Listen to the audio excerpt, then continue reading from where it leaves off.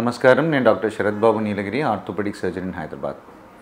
ఈరోజు ప్రధానంగా మడిమ నొప్పులకి steroid injections తీసుకోవడం వల్ల వచ్చే నష్టాల గురించి మనం డిస్కస్ చేద్దాం. సో ఈ ప్లాంటార్ ఫేషియటిస్ అనే కండిషన్ అంటే మడిమ నొప్పి, పొద్దున్న లేవగానే కాలు కింద పెట్టడానికి ఇబ్బంది, ఎక్కువసేపు కూర్చొని నిలబడ్డప్పుడు నడవడానికి ఇబ్బంది ఉన్న వాళ్ళకి యూజువల్గా చాలామంది నా దగ్గరకు వచ్చేవాళ్ళు బయట అందరినీ ఒపీనియన్ తీసుకుని స్టెరాయిడ్ ఇంజెక్షన్ కోసం వస్తూ ఉంటారనమాట.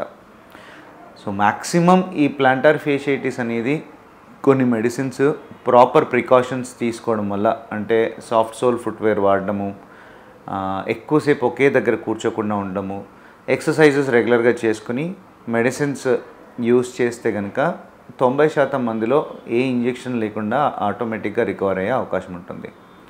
సో ఈ స్టెరాయిడ్స్ని మ్యాక్సిమం అవాయిడ్ చేస్తేనే చాలా బెటర్. ఎందుకంటే స్టెరాయిడ్ యూసేజ్ వల్ల ఆ టెండాన్స్లో టేర్ అయ్యే అవకాశం ఉంటుంది.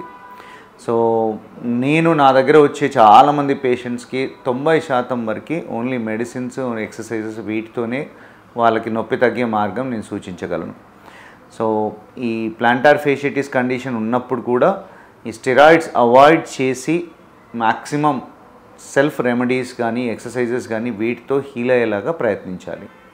స్టెరాయిడ్ ఇంజెక్షన్ కన్నా ఈ పిఆర్పి ఇంజెక్షన్ ఇప్పుడు చాలా న్యూస్లలో చూస్తూ ఉన్నాం, ఇప్పుడు పత్రికలలో చూస్తూ ఉన్నాం పిఆర్పి ఇంజెక్షన్స్ అని.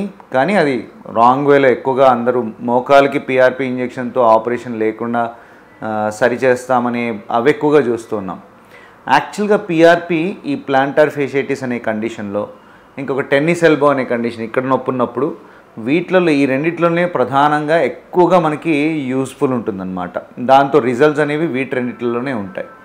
సో ఈ ప్లాంటార్ ఫేషియటిస్ కండిషన్ ఉన్నప్పుడు స్టెరాయిడ్ కన్నా పిఆర్పి తీసుకోవడం అనేది చాలా లాభదాయకం. ఈ ఇంజెక్షన్స్ అవాయిడ్ చేసి ఎక్సర్సైజెస్ చేసుకుని మెడిసిన్స్తో కంట్రోల్ చేసుకోవడానికి చాలా ఈజీ పద్ధతులు ఉన్నాయి.